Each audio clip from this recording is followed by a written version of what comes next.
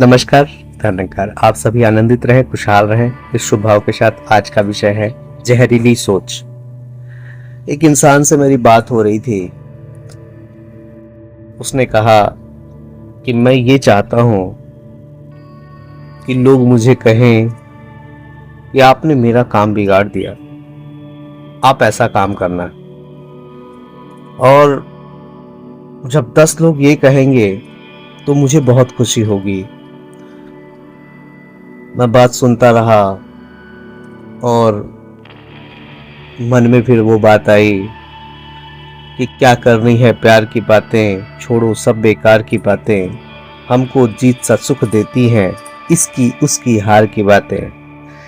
कि जहां एक दूसरे की साथ की बात सोची जा रही है, अगर उस बंदे को ये सिखाया जाए, ये सुनाया जाए कि एक दूसरे का नुकसान कर दो, तो वो कहाँ तक सुनेगा, कहाँ तक समझेगा। क्योंकि उसने तो हमेशा तेरे भाणे सर्वत का भला सोचा था और सबका भला करो भगवान, सबका सब विधि हो कल्याण की मांग की। लेकिन अगर उसे ऐसे माहौल में रखा जाए कि नहीं, सबको काटो, सबको बांटो,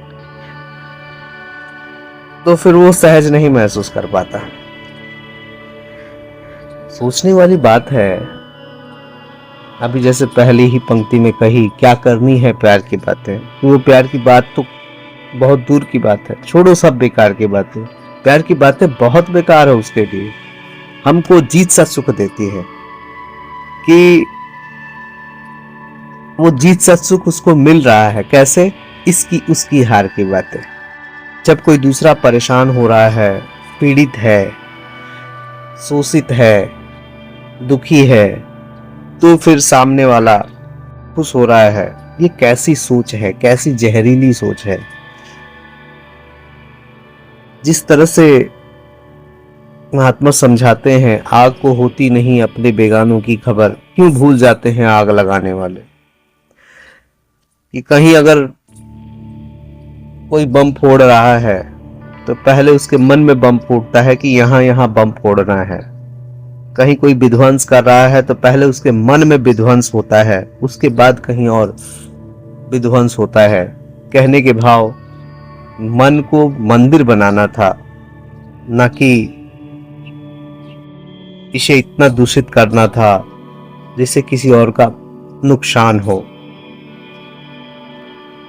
महात्मा ये भी समझाते हैं, पूजा तो कर रहे हैं लेकिन अगर किसी का नुकसान सोच रहे हैं तो पूजा की सार्थकता नहीं है।